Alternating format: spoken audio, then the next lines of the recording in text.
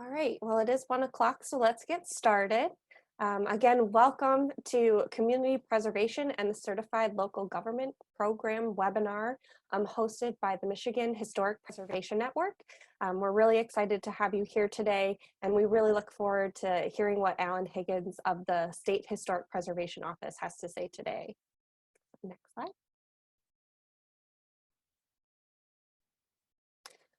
Just a quick familiarization, if you have not worked with Zoom in the recent past, a few things have changed, so I think a few things in this slide are actually inaccurate, apologies. If you have questions, we very much would prefer if you would type questions into the Q&A box instead of into the chat. And that will ensure that we see those questions and can address them at the end of the presentation.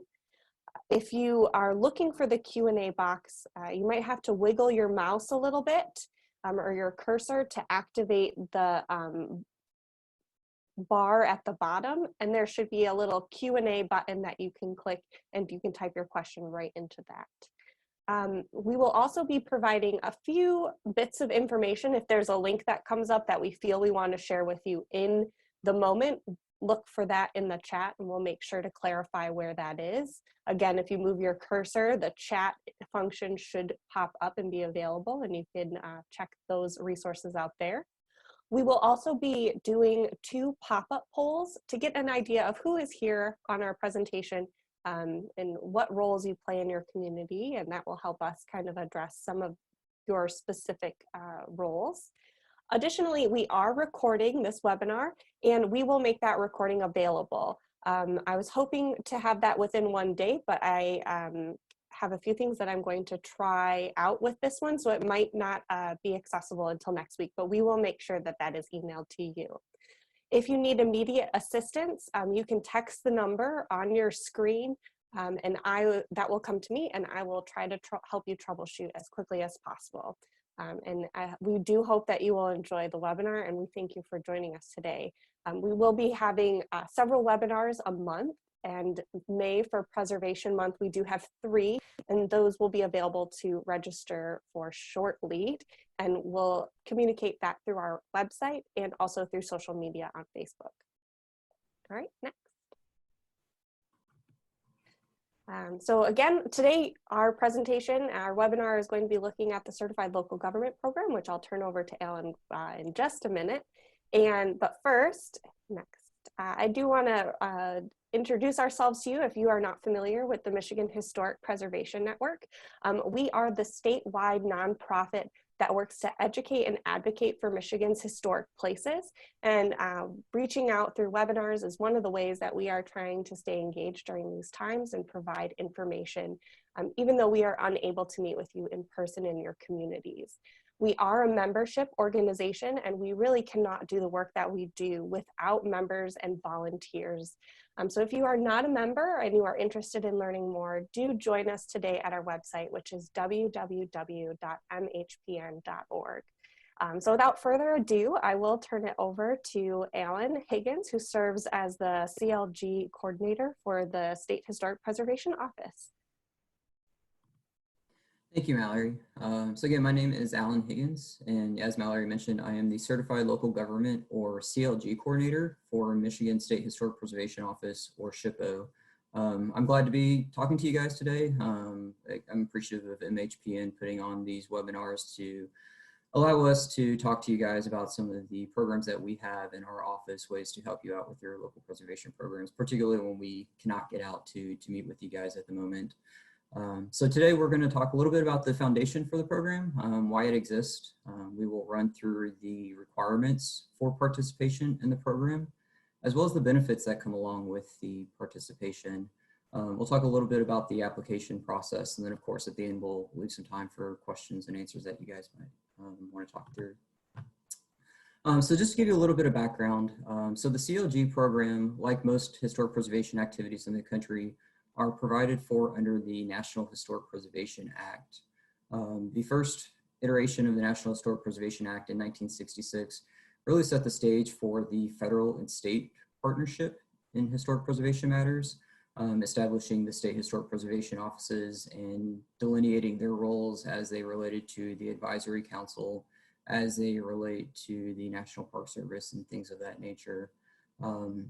Seeing the success of those partnerships at the state and federal level, the National Historic Preservation Act was amended in 1980 to include a new partnership that really roped in the local governments, bringing them into the fold.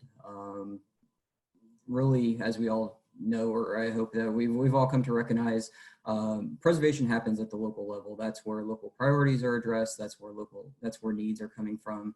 That's really where the movement and action occurs. And so this amendment in 1980 was really a way to more formally pull local governments into the federal historic preservation program. And the whole idea behind this is partnership. And you'll see this theme kind of carried throughout this program. The CLG program, their tagline, if you will, is preservation through partnership. And the idea is that local communities have a lot of things they want to do as it relates to preservation in their communities, but they may not always have the means to do that, or they may not always know the best ways to accomplish their goals. And so through this program, local communities can partner with the State Historic Preservation Office and with the National Park Service to facilitate those needs, to take advantage of technical assistance and funding opportunities to support those local efforts. So kind of how that works, just a little bit on the program basics. So again, this is a federal program. It is operated by the National Park Service. They set the overall requirements for the program. And then it's administered at each state by the State Historic Preservation Office. So what that really means is that across the country, every SHPO, every state employs the same kind of foundational aspects of the CLG program. Within that, SHPOs are given the ability to have a little bit of flexibility in terms of how they implement the program, the benefits that may come along with the program, as well as putting in place additional measures or requirements for the program. So what ends up happening is that the program looks a little bit differently across the country, even though it's still founded on the same basic principles. Those principles that are really the core of the program, and we will walk through those here shortly. Really the idea behind those is that there are kind of 5 principles that the Park Service has put out there that have been proven over and over again to allow communities to be successful in their efforts to carry out preservation activities. So everything that the CLG program seeks to do, all of the requirements that are in place are really set upon those 5 principles that the National Park Service has identified. And again, we'll walk through those in detail here in a second. So with the program, the way that the partnership, the way that the certification is formalized is that the local government, which is ultimately what is certified through the program. So it's either the county, the township, city, or village. It's not the Historic District Commission itself. It's not the local historical society or any other entity. It is the local unit of government that actually enters into the program. Because again, it's a governmental partnership. And then those benefits can and are obviously passed down through the Historic District Commission and other entities as well. But at the end of the day, the local government is the entity that agrees to meet the requirements of the program. And in coming into the program, they sign an agreement saying that they agree to uphold the standards and maintain preservation best practices. The benefit of that is once a community comes into the program, they are immediately able to take advantage of technical assistance and funding opportunities that come through our office, the State Historic Preservation Office, as well as National Park Service. And really the idea, again, is through those technical assistance activities, through the funding opportunities that are available, we're recognizing that communities want to do the right thing by their historic resources. They want to engage their heritage assets appropriately. And we want to find meaningful ways to facilitate their goals, to move forward their preservation activities at the local level. So what is a CLG? I always like to include this because a lot of times, people want just kind of a very basic definition of what a CLG is. And so this is what I like to put out there. So a CLG is a local unit of government, again, the entity that is certified through the program that has made a formal commitment to historic preservation. That's really what it's about at the end of the day. It is about that government entity saying that, hey, we locally realize that preservation is important to our community for our cultural identity, for economic vitality, for our residents, for our business owners, and for our visitors. That's what it's about. So a CLG is a community that has gone kind of above and beyond to make that formal commitment by engaging in a partnership with SHPO. Again, signing that agreement that says that they will carry out certain preservation activities. And through that, then they gain special access to technical assistance, funding opportunities, and other benefits. So currently there are about 2,000 entities across the country that participate in the CLG program. Here in Michigan, my map is actually outdated as of yesterday. So this map shows we had 30 communities that are participating in the program currently. We had a new community that was certified by the National Park Service yesterday, which is Charlevoix. So we are now at 31 communities here in the state of Michigan. And again, these are communities that have demonstrated that formal commitment to preservation, communities that, you know, if you will, have kind of gained that stamp of approval saying that, yes, they're trying to do the right thing. SHPO recognizes that, Park Service recognizes that, and we want to allow you guys to take advantage of certain incentives to move forward your activities under those commitments. If any of you are familiar with the Michigan Main Street program or MEDC's Redevelopment Ready Communities program, it's sort of the same concept at the end of the day. It's about communities demonstrating a commitment to certain activities, whether that's economic engagement or revitalization of traditional business cores. And once they've demonstrated that commitment, then they get access to assistance and funding opportunities. So the CLG is kind of the preservation counterpart to those different programs that operate throughout the state of Michigan and elsewhere. So as I mentioned, there are 5 basic principles, 5 basic program requirements that communities have to meet to come into the program. This is just kind of a quick snapshot. We are going to run through those in a little bit of detail here. So at the basic level, the first thing that a community needs to have in place in order to be certified as a CLG is they have to have enacted their local historic district ordinance.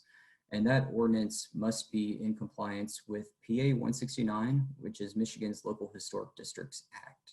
PA 169 is the state enabling legislation, which allows communities to institute locally historic preservation ordinances that allow for the designation and protection of important places in their communities. That ordinance at the local level is really what sets the foundation for everything else that a community does as it relates to preservation. It not only formally demonstrates the commitment of the local government to preservation and recognizes the importance of preservation to the locality and the other activities that they're trying to engage, but it also provides the legal framework for preservation. So it sets the mechanisms that a community can engage to designate a local historic district. It also allows for the establishment of a historic district commission to oversee those local districts. The main kind of thrust of a historic district ordinance is at the end of the day, it allows for there to be binding decisions about changes in those historic districts. These are just some of the primary components of a local ordinance. We're not going to run through each of these in detail. But again, you know, there are providing ways to identify designated district and then those mechanisms for the HDC to manage change within those districts. It's not about stopping projects. It's not about the HDC putting out there some arbitrary standard about what they wish to happen in the community. But it's about managing change in a way that's appropriate for the community. So the local ordinance does commit the Historic District Commission to using accepted National Park Service standards for their decisions. Communities can go above and beyond to establish specific historic district guidelines for their communities as well, but it's certainly not a requirement. The second component of the CLG program is that a community must have established a historic district commission. So communities in Michigan, they can have historic district commissions that range between 5 and 9 members, depending on the population size of the community. And the requirements that come along with the establishment of a historic district commission are that the municipality must provide basic staff support for the HDC operations, just as they would any other commission or board. So the planning commission or zoning board, basically just saying that a CLG will provide administrative support. So meeting space, provide access to things like copiers or printers or whatever may be needed. And then that a person on staff at the local community will be available for the public, to answer questions about the HDC and their activities, or provide directions on who to go to ask for additional information about what they're doing at the local level. The idea is again, that the local government commits to support these entities that are trying to move forward preservation. And the HDC, along with the ordinances, is a key component of those kind of foundational preservation aspects. The HDC, again, they manage the decisions as they relate to designated historic districts. They're responsible for working with the public on proposed projects and things of that nature. But they can also play a huge role in advocating and pushing forward preservation activities and goals in the local community, really serving as kind of that stewardship entity that works with local planning staff, that works with local officials to safeguard historic resources in our community and come up with ideas and activities to engage the public and to move forward the activities that we want to as part of our community development and economic programs. The third requirement for CLGs is that they have to have in place a survey of historic resources. This is where a lot of communities tend to get hung up in the process, to be quite honest. And part of that is, this sounds a lot scarier than it ultimately ends up being at the end of the day. So what this means is that at a basic level, a community must have in place an inventory of any sites that are locally designated in their district, in their community. So basically, they have to have on file a listing of addresses of places that have been locally designated under their ordinance. That inventory has to be publicly accessible. So it could be posted on the website. You could have a hard copy in your files that could be accessed upon request. So that's the first component. And then the other component, which is where the hangup tends to be, is that CLGs also commit to putting in place a strategy or plan for identifying other significant places in the community. And the idea here is not that suddenly a community is going to go out and survey every historic structure in their community. That's just not realistic. Every community has logistical funding limitations, things of that nature. They just don't have the capacity for that sort of thing. And that's certainly not what we're looking for. What we are looking for is that a community will take a prioritized approach to, over the long term, identifying those places that are important to them. And so what we like to see is, we always tell communities, think through the next 4 years, think through the next 5 years. What are those places in your community that you would like to know more about? Whether it's just for education purposes. Maybe you want to do some educational activities in your community, and so you need to go out and gather additional information to support those. Maybe you can see development pressure coming down in your community, and you want to start getting in front of conversations before you start to see things like demolitions happen, or you start to see disinvestment in an area or inappropriate alterations. When you know what resources you have out there and you've started to figure out which ones are important to your community for your cultural identity, for your future economic investment, simply for the aesthetics, for the history of them, whatever your priorities are at the local level, you're much more able to proactively and appropriately address those as part of ongoing planning activities. And so that's what survey is about at the end of the day. Survey also is really the foundation for all other preservation activities. So when you think through things like National Register of Historic Places nominations, or you think through the National Park Service's Historic Tax Credit Program, if you're familiar with those, the first line to all of those programs is having really foundational basic information on the historic resources that are being engaged through those programs. And that information is gathered through survey. So you may have an area where there's currently a lot of changes that have taken place that are inappropriate, and you can see in the future that these are going to be areas where developers are going to look at, and maybe you want to get your community into a place where they're preservation ready, if you will. They are facilitating the ability of developers to come in and take advantage of things like historic tax credits, which require buildings to be listed in the National Register. And so having survey data in place is really a way that communities can proactively encourage these follow-up activities. This photo here, these photos here, are, if anybody's familiar with Lansing, this is Old Town Lansing in about 1986, and then just a couple years ago. You know, and so you can see how, you know, as you gather information about these places, as you look at historic photographs and things like that and put those into survey records, they can then serve great utility as you go forward with projects into the future. So again, the idea is not that communities are going to go out and survey everything. That really defeats the purpose, but rather communities are going to come up with a prioritized approach for looking at properties that are important to them, that meet their goals locally. We at SHPO and the National Park Service, you know, there are certainly no kind of prescribed limitations on those survey approaches.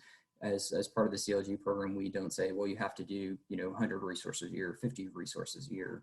Again, it's going to look a little bit different for every community. Some communities may be able to go out and survey 10 resources a year. Some may be able to go out and survey 500. But the idea is that you're going to make incremental progress toward those priorities that you have. The fourth requirement for the CLG program is that CLGs appropriately engage in public participation. Really, in most instances, this should not cause any additional burden on the local government. Really what this comes down to at the end of the day is that a community is going to follow the Open Meetings Act and the Freedom of Information Act in Michigan. And so with that, they will have open and publicized meetings. They will keep detailed and accessible minutes, whether those are available on the municipal website or whether those are available in hard copy. And then they're going to provide written notices of decisions. So when the HDC is reviewing changes in local historic districts, they will issue either an approval for certain projects. They may deny those projects, or they may decide to table them, or take some other actions that allow for some discussion to occur. When those happen, the CLG, the HDC, is required to provide written notices of those decisions and the reasons behind those decisions. You know, the idea with public participation is that preservation, as with any municipal process, should be the result of a fair, consistent, and open process. And so having these standards in place for public engagement, participation, again, it's really setting the standard for, hey, the HDC operates as an official board entity of the community. We're going to follow appropriate processes to make sure that the public is engaged with us. Communities certainly can go above and beyond that for their public participation and engagement.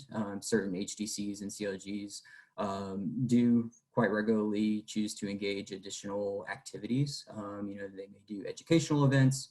They may partner with Main Street organizations or local historical societies to undertake fundraising or, you know, scavenger hunts, or just get people out and explore historic preservation, kind of building that overall ethic of awareness and appreciation for what the local community is trying to do as it relates to historic resources.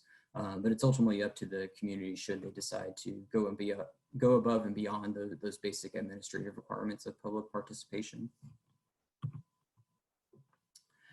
And then the fifth requirement of the CLG program really comes down to satisfactory performance. And this is really about things that happen after a community is certified.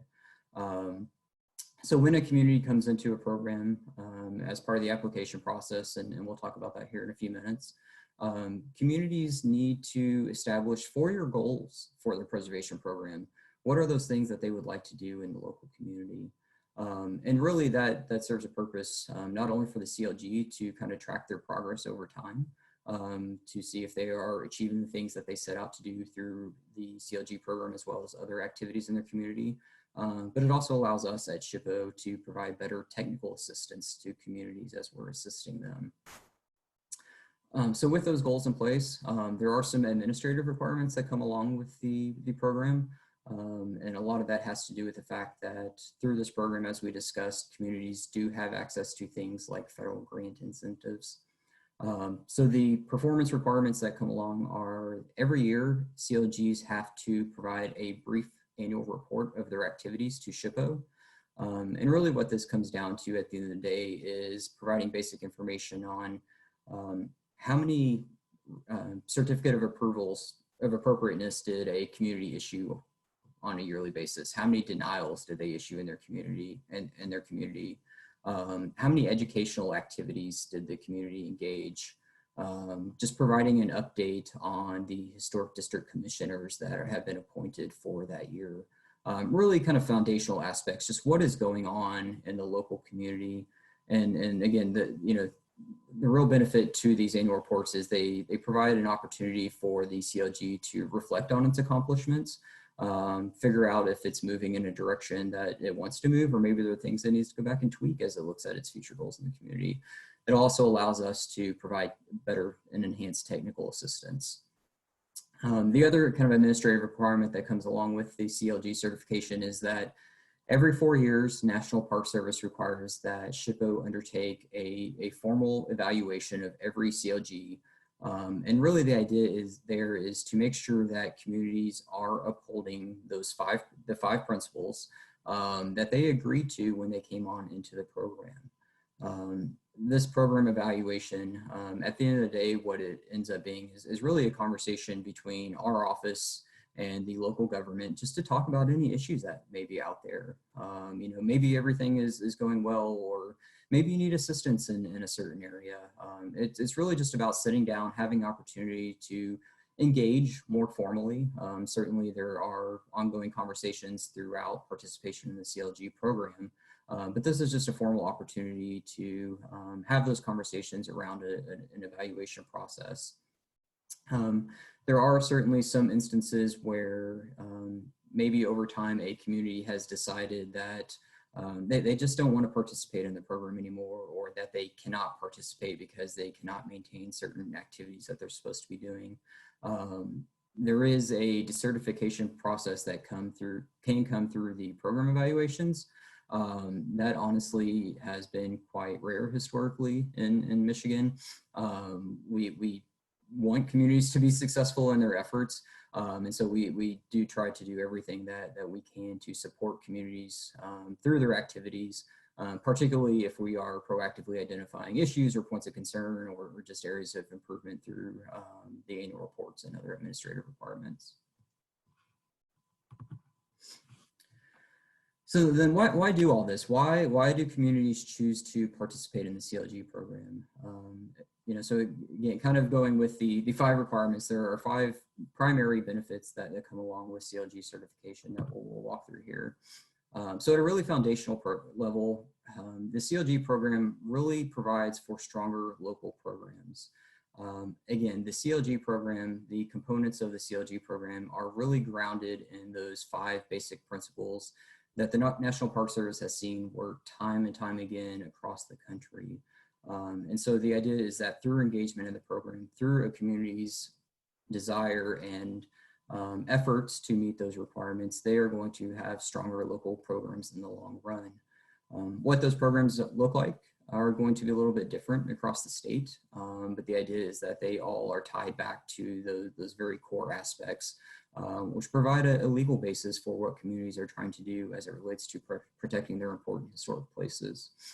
The other real component of the program, and again, we touched on this earlier, is that it provides for a mechanism for recognizing and addressing issues at the local level. While a lot of preservation activities, incentives come down through the state level, come down through the federal level, the idea here is again, that those things are being tied back to what is important to the localities. It's not about the state coming saying, well, here are the things that you should protect or that you should want to protect, but about the locality saying, here's what's important to us. Can you help us find ways to get there and achieve our goals for things? And then finally, the CLG program really places an emphasis on integrating preservation into broader community planning processes. Most communities tend to be successful in their preservation activities when they don't simply engage preservation kind of as a niche topic on the outside of everything else that's happening. But if a community can have more substantial, more coordinated discussions about how preservation fits into community planning, how it fits into housing and economic development and all of the other issues that a community struggles with, that's when there's more successful, when we can take preservation as a coherent and integral component of everything else that a community is trying to do. And so the CLG program really places an emphasis on that through its activities and through the kind of technical assistance that we issue to communities. So a second benefit and a more tangible benefit of the CLG program is that it really provides a strong platform for a partnership with SHPO. Again, that preservation through partnership aspect.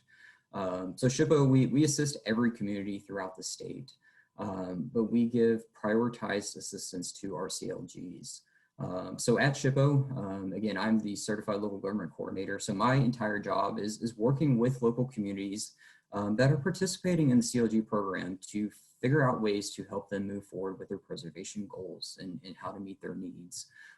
So providing that dedicated, responsive assistance to them. There are a couple ways that we do that. At the very basic level, it's through ongoing discussion. We make a high priority of going out and having in-person discussions with our community. Again, with the program really being focused on the locality, the local needs, we want to have local impact and we want to have a presence in those communities. So we want to get out there and see the resources, see the issues that you are having, talk with stakeholders about how preservation can fit into community planning activities. So communities that come into the CLG program are always able to, reach out to us and say, hey, can you come and talk to our local officials, or can you come in and talk to our HDC, or can you talk to our Main Street committees, or whatever it may be, but just build some of those partnership and kind of foundational aspects. So we're always willing to support that. Some of the other activities we do, we assist with survey planning. So if communities are looking at engaging a historic resource survey, whether that's for a residential neighborhood or commercial district or whatever it may be, we want to assist you guys in doing that. Survey can be an intimidating idea if you've never done it before. And so SHPO will go out and we will help our CLGs talk through survey in a way that is appropriate given their capacity and resources, talk through different strategies, talk through different approaches for surveys. Again, we want to be successful in what, and we want to see you all be successful in what you're doing. So we are willing to help with those initiatives. We also offer building consultations for our CLGs. So every year, one of our historical architects, kind of on demand as requested by CLGs, will go out and do walkthroughs of buildings in CLG communities to talk through needs, to talk through potential strategies. So you may have an underutilized industrial building in your community. You may have a white elephant in your downtown that you just don't know what to do with.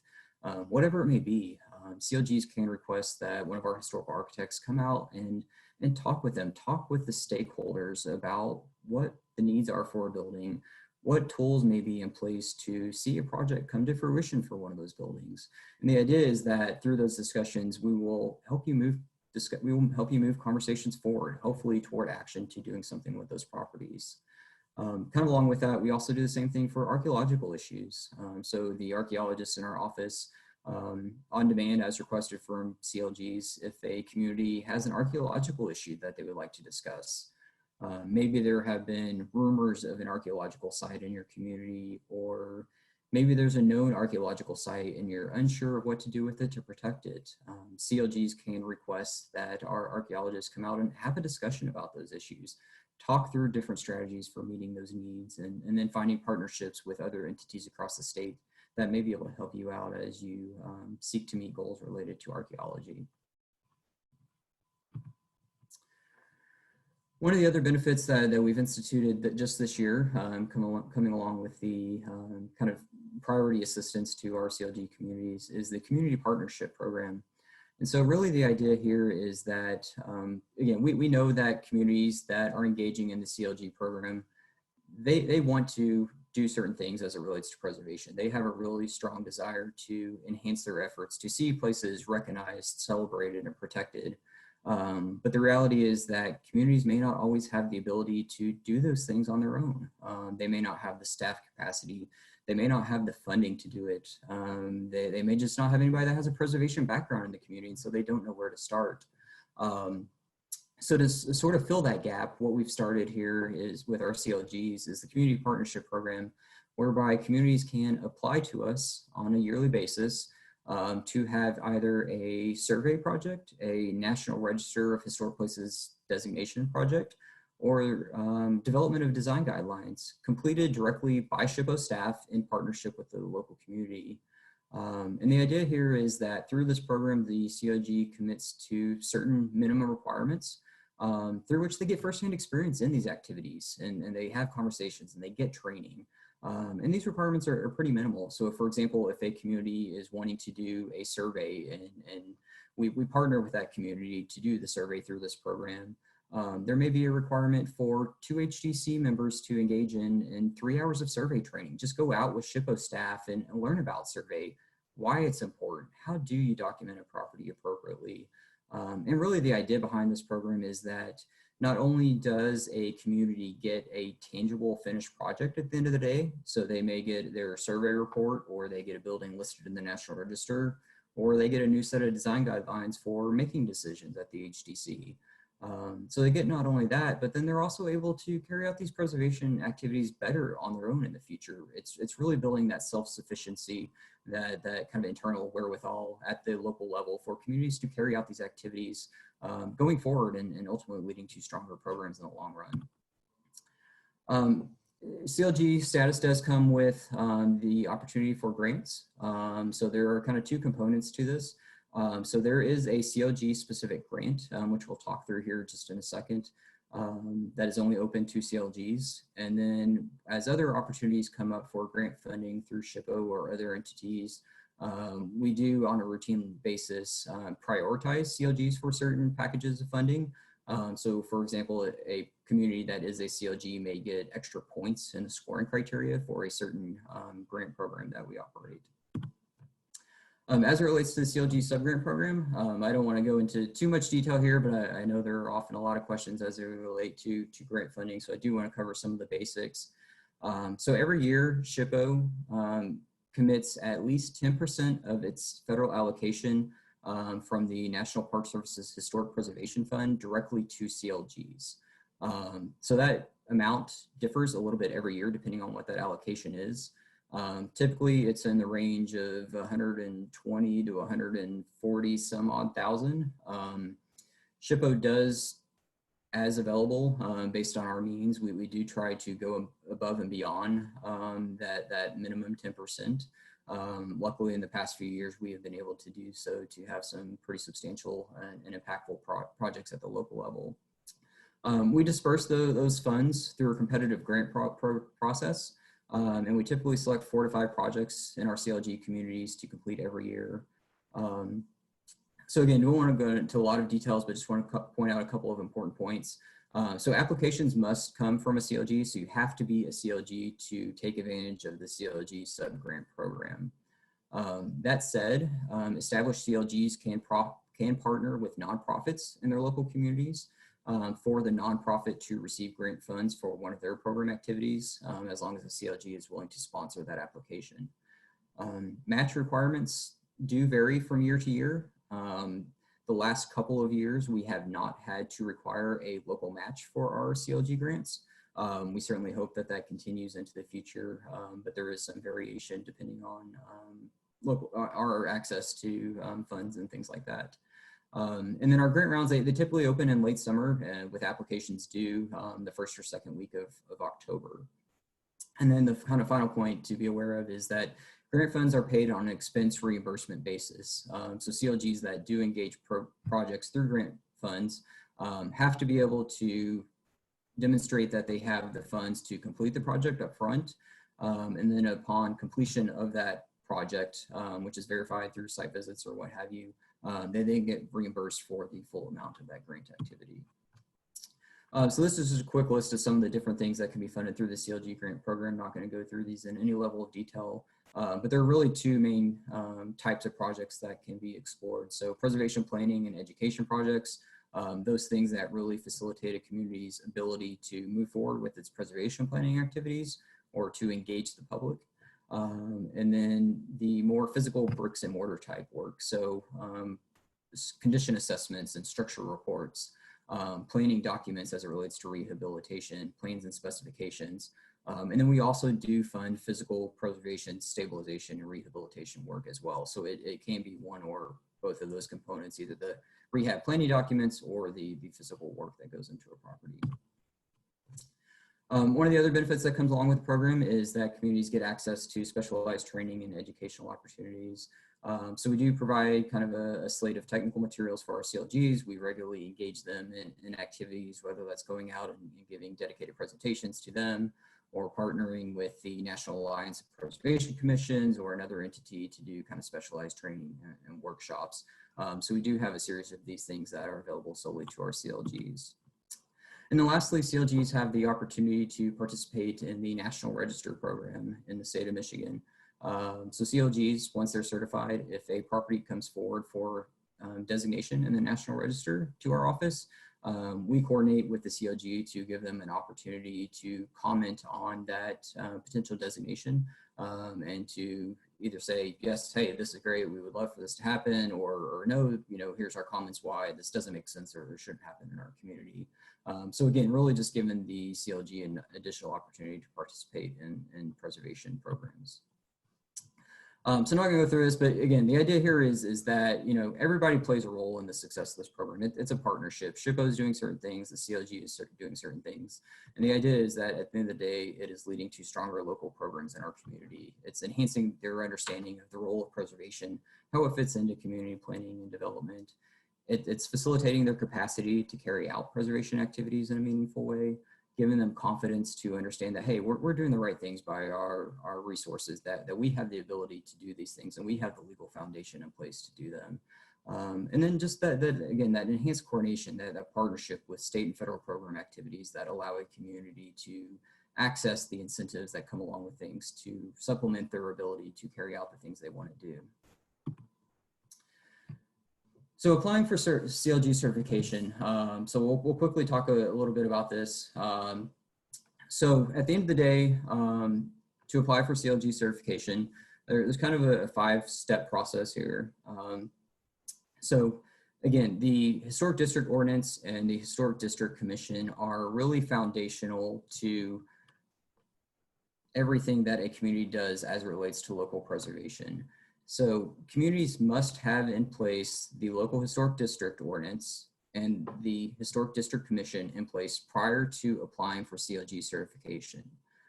Communities, again, the local unit of government can apply at any time to SHPO. There is no set standard window of opportunity for application. We accept applications year round as they come to us, and we review them on a continual basis. But a community cannot move forward with its application process until it has those 2 very foundational pieces in place, both the local ordinance and the appointed Historic District Commission.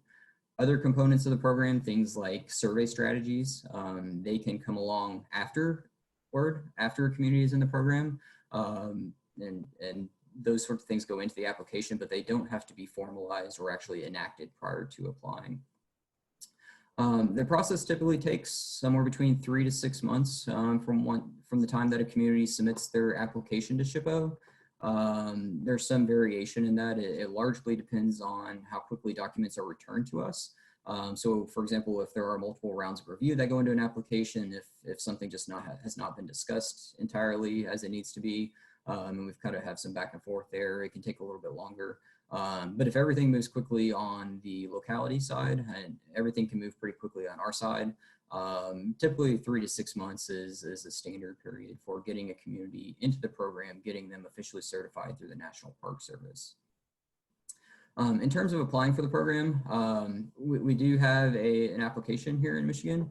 So it walks through very basic information about the local government, about their local preservation activities. So providing information on the Historic District Commission, who are the individuals that have been appointed to the commission, providing their resumes just to show, you know, that they have demonstrated interest in historic preservation, or that they meet professional qualifications either as an architect or historian who can really provide that kind of next level of support to the commission. Again, here is where communities would capture what they want to do through their survey activities, how they intend to meet their public participation requirements as it relates to Open Meetings Act and things like that. So the application walks you through those sorts of things.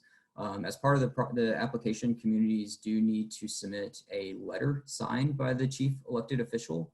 Again, because it is the local unit of government that is officially certified through the program, there needs to be that recognition from the elected official, mayor, whoever it may be, that the community does indeed want to engage in the program and that they recognize there are certain requirements that they commit to as part of this program. So every application has to be accompanied by that letter.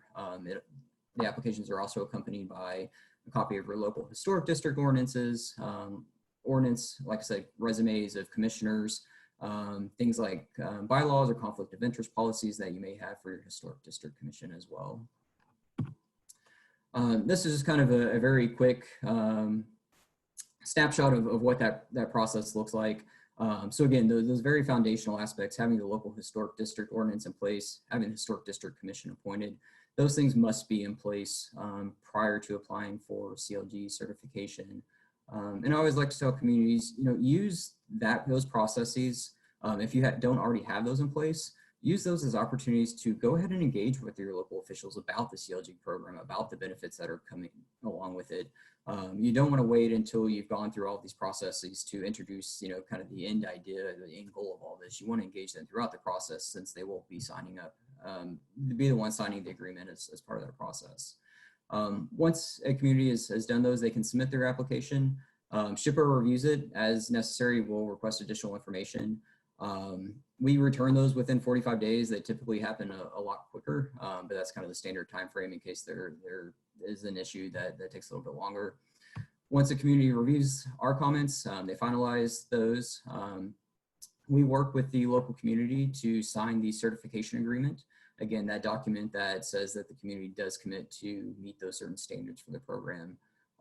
Those processes of finalizing the application, getting the certification agreement in place, typically take between 30 to 90 days. Again, a lot of that depends on how quickly documents are returned to us. Sometimes they get delayed if communities need to wait for council approval on certain actions and things of that nature. Once we have everything in place, SHPO forwards a request for certification to the National Park Service. We show that communities have shown that they can have an effective program. We send that to Park Service. They, within 15 working days, will say, yes, we agree with that, or no, we don't agree with that for these specific reasons, and then we'll go back and engage the communities. But by and large, those tend to go forward kind of automatically once they get to the National Park Service. And so that's the final step that allows a community to officially be certified and come into the CLG program and take advantage of the benefits thereof. And just to leave you with one piece of advice, if a community is interested in CLG certification, contact us. Let us know. We want you to be successful in your preservation efforts. Really where delays run in with applications, or we just run into future issues, is where we kind of get surprise applications from communities that may not have looked at the kind of application standards as closely as possible, or may not have really understood what the intent of some of the program requirements are. We at SHPO, we're always happy to talk with you about the CLG program, how it can be beneficial to the specific needs in your community, and just simply how to complete that application, how to work through the process. So if there's ever any interest, if you ever need support to talk to your local officials or planning staff or whoever it may be about the merits of the program, how it works, let us know ahead of time. We're happy to come out and talk. We're happy to walk through the application materials. Again, we want you guys to be successful in the things that you're trying to do. And so that's kind of a very quick rundown of the CLG program. I'll leave you guys with this before we take some Q&A. So here is the website for SHPO's overall programs. There's a lot of good material on there as it relates to National Register and local historic districts and other programs. And there is the direct link to the CLG program. On there, we do have a copy of our formal certification manual, which talks through the requirements and program benefits that we discussed today. We are in the process of revising that. The one that's on there currently hasn't been updated in some time, and so we're making that a little bit more user-friendly. So depending on when you access that, you may see some transition there.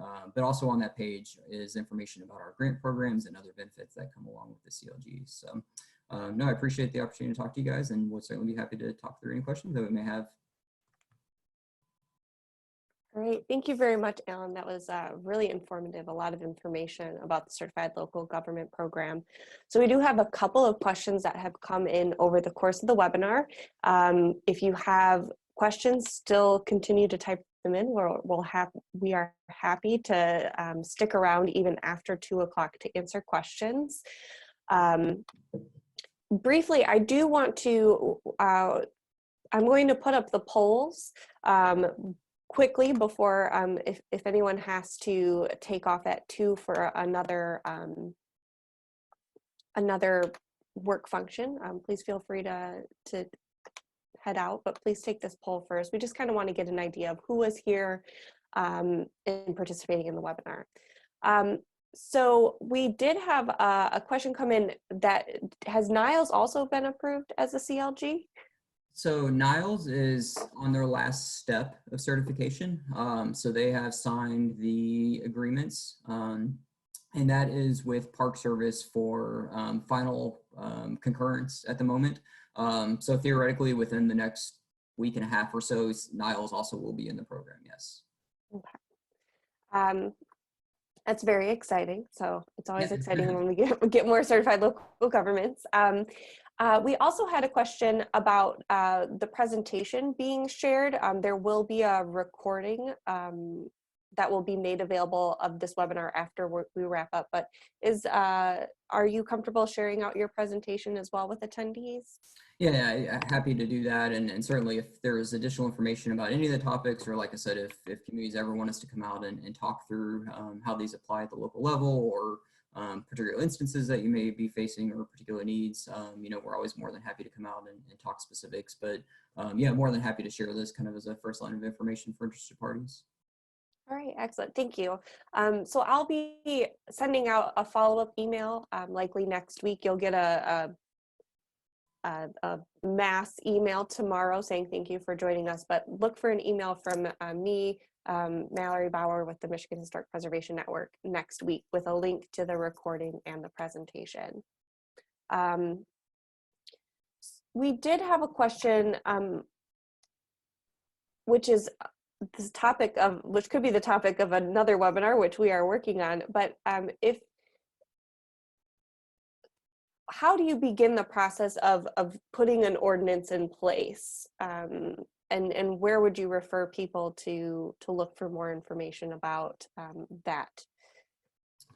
Yeah, so I would say that if a community is interested in enacting a local ordinance in their community, you know, certainly the place to start is with your community officials, with your community staff, particularly the planning staff, having conversations with them about preservation and how it fits into what is happening at the local level.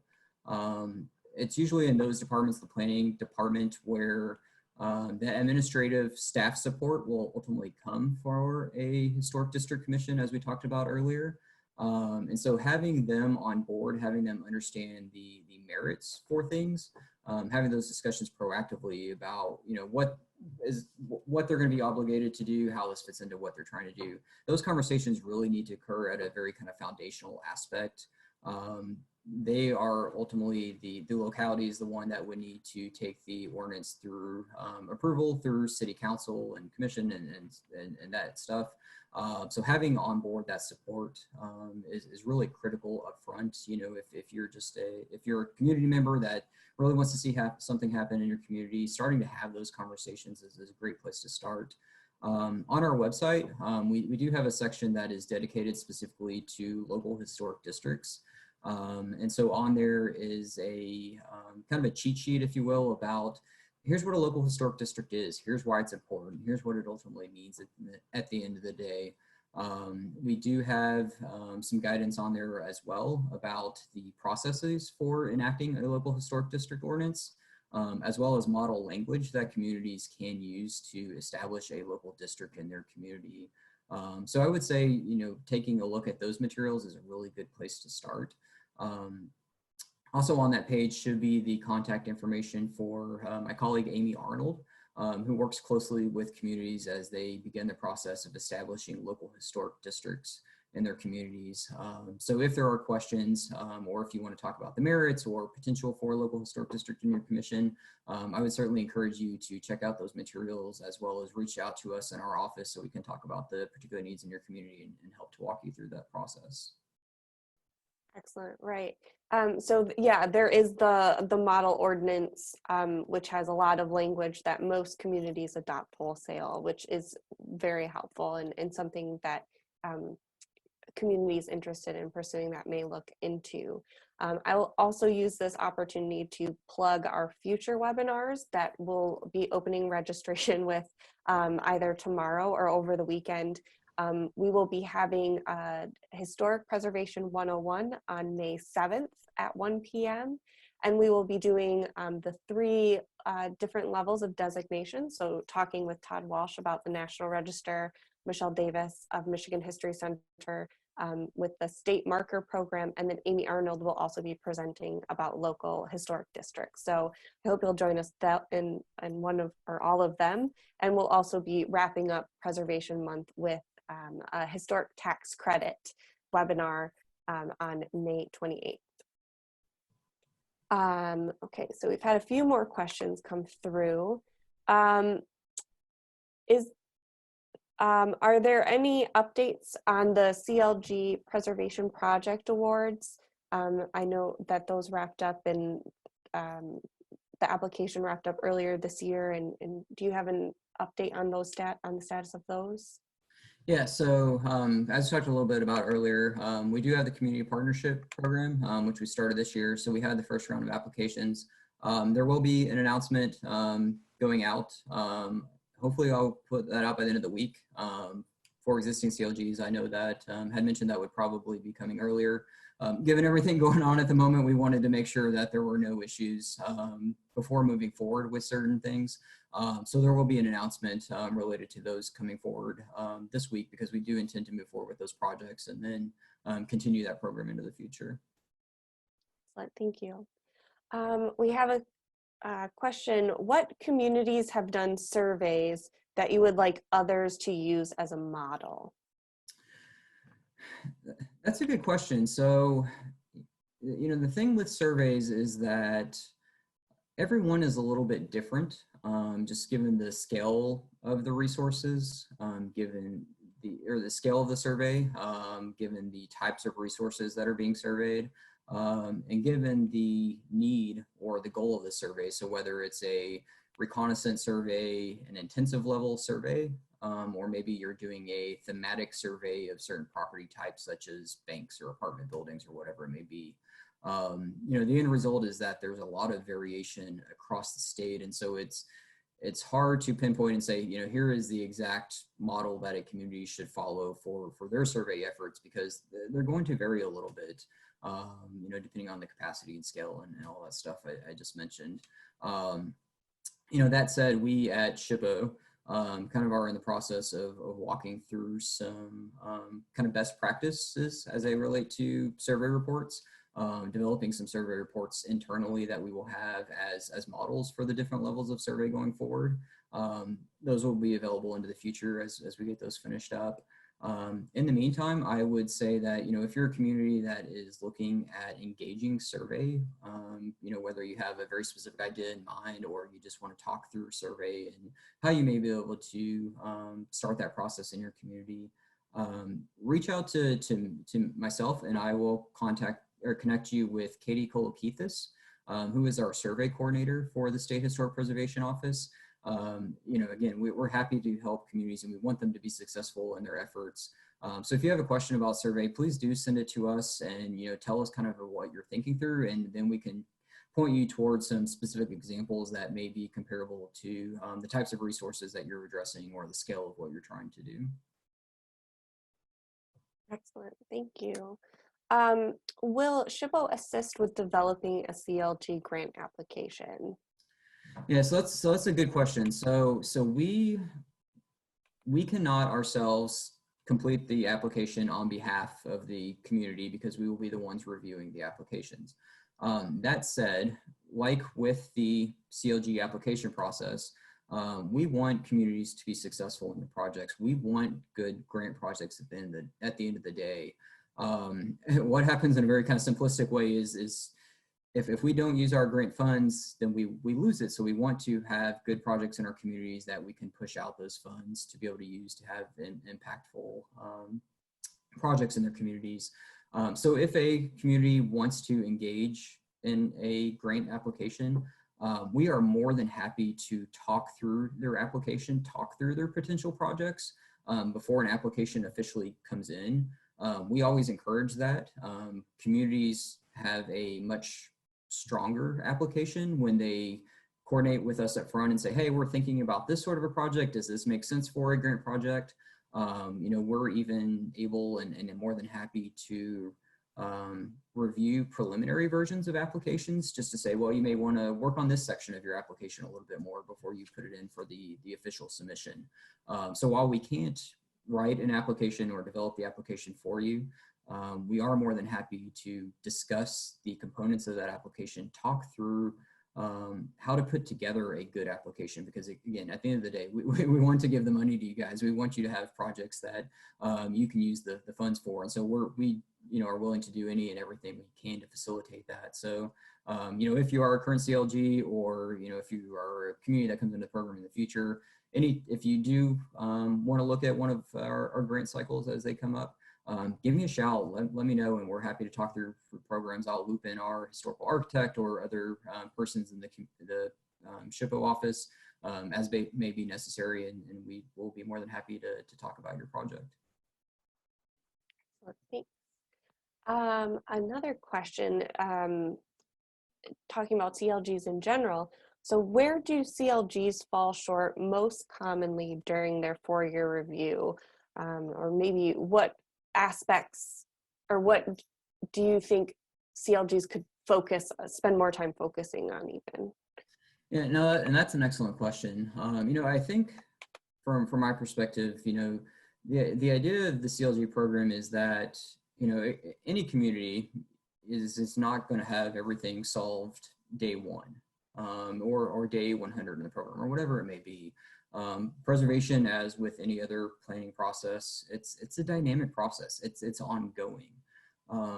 What I think tends to happen sometimes, and this is not Michigan exclusive by any means, because communities have a lot of priorities that they're balancing, other planning activities, economic development activities, infrastructure needs, whatever it may be, preservation can tend to slide sometimes as a priority. And so what happens is, a community may have a goal to do survey, or maybe we want to start a local plaque program in our community or whatever. When they have these goals in place and they suddenly see the ability to meet those goals outright all at once kind of slide as these other priorities come up. And so then they don't make progress toward those goals whatsoever. I think an important thing to keep in mind is that, again, things are a process, and what the CLG program is about, and what we really want to foster is that, you don't have to have the solution right away. You don't have to do things perfect right away. It's all about the progress and making that incremental change over time. So don't get discouraged. I think communities sometimes fall short because they get discouraged because, we want to go out and survey, 1,000 properties, and we just don't have the funding to do that. So, well, we're just not going to touch that for 5 years, and suddenly it's 10 years later and you still haven't started that. I think it's important to keep in mind that it doesn't have to be all or nothing. Start small, make change, make progress over time. And I think that's where CLGs and new communities that come into the program, I think that's where a lot of benefit is to be found, and looking at things in an incremental way. Can we also discuss a little bit how experienced historic consultants can help with project or survey planning, certification applications, identifying goals, how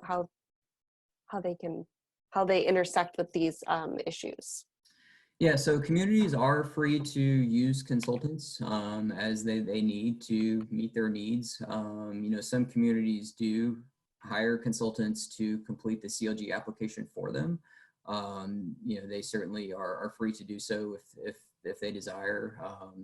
There is no requirement that the application itself be filled out specifically or directly by a certain person, so that you can hire a consultant to complete the application. It still does need to have all of the components. It still does need to have the letter signed by the chief elected official and those sorts of things. But if you want an experienced consultant, that's help communities in other parts of the state, you're more than welcome to engage them to complete the application. And then certainly as it relates to specific preservation activities, whether that's survey or doing National Register nominations, or maybe assisting a property owner with a historic tax credit application, whatever it may be. You know, that is certainly a common practice throughout the state, that communities engage professional consultants to do that. There are few communities in the state that have dedicated full-time preservation staff. It's just not the reality of most localities and their budgets. You know, and so a lot of communities are figuring this out on their own, and a lot of times they will contract with a preservation consultant to kind of supplement that local knowledge base, supplement that local capacity. And communities are certainly free to do that as they'd like. Certainly for any of our grant projects. So if a survey is awarded, or development and design guidelines are awarded, whatever it may be, you know, it would be rare for a CLG to do that work on their own. More typically, they would use the grant funds to contract with a consultant to complete those tasks. And we do in our office, we do have a list of consultants who meet the federal historic preservation qualifications for architectural historians and historians. So individuals that are versed in completing surveys and National Register designation and what have you. You know, we don't outright recommend anybody specifically, but we do have an ongoing list of people that meet those qualifications. So if you are on the hunt for potential consultants, you know, again, please email us and we'd be happy to share that list with you. It's also on the website as well. Excellent. Yeah, and we at MHPN, we are also here if you just need a starting point. It's just to help kind of help you get through the weeds and find the path that you need to be on. That's one of the things that we do for communities as well. So do feel free to reach out to us at MHPN as well if you have any questions as you get started. Of course, if you want to engage the application, Alan is the person that you should be reaching out to. I am happy to answer questions, but I do not oversee the program, so he is the best one to, if you're on that, if that's where you want to end up, he is the one to be reaching out to. We did have a question that goes into the path of Section 106 review. Someone asked, can you briefly describe the role of CLG in 106 review and what triggers a 106 review? And I mean, Section 106 review could be its own webinar on its own. So we'll keep it brief. Yeah, so yeah, we'll just briefly touch on that. So Section 106 in general is triggered by any projects that have a federal action attached to them. So it could be federal funding, it could be federal permitting or approval. So for example, the construction of a new highway, if it's got federal backing, installation of a new cellular tower that has approval from the FCC, anything that has that federal link to it in a substantiated way triggers what is called Section 106, which requires the federal approval, federal approving funding or permitting entity to take into account the impacts of that project on places listed in or eligible for the National Register. So for CLG specifically, there is not a specific role that necessarily obligates them to anything that they wouldn't otherwise do as it relates to Section 106 activities. There is a potential benefit within the CLG program that communities in Michigan that have qualified preservation staff in-house can put in place agreements with our office and the Advisory Council on Historic Preservation, put in place agreements to play a more direct role in the review of those projects, of certain types of projects, with the idea of building in program efficiencies and kind of expediting reviews at the state level. Some communities have those in place for example, certain HUD activities, certain types of building rehabilitations under HUD. Some communities in Michigan that have qualified preservation staff do have the ability to conduct certain levels of review internally, which allows the locality to move forward with their projects a little bit quicker. So that's tied more specifically to communities that have qualified staff. It's not something that would be open to any CLG if they don't have that staff in place. All right. We don't have any new questions that have come in the last few minutes, so I think we are ready to wrap up. Of course, Alan has graciously provided his contact information, and his information is also available on the SHPO website. Of course, if you want to reach out to staff at MHPN, our contact information is on our website as well, and that's www.mhpn.org. We hope you enjoyed this webinar. I guess, Alan, do you have any closing remarks on certified local government you'd like to share? No, just again, please, please reach out with any questions. Again, we're happy to proactively talk with you guys. We want you to be successful in your preservation activities. So anytime, feel free to give me a phone call, feel free to shoot me an email. More than happy to come meet with you in your community, talk with local stakeholders about what the program means and how it can be a benefit to you guys. So I look forward to hopefully hearing from some of you.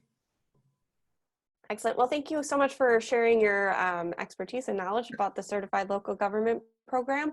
We're really excited to have this opportunity to talk about this with you, and we hope to see many of you in our future webinars for Preservation Month, which starts very shortly here on May 1st. So thank you so much for joining us today, and do look for this recording in your inbox in the near future. Thank you all and have a great day.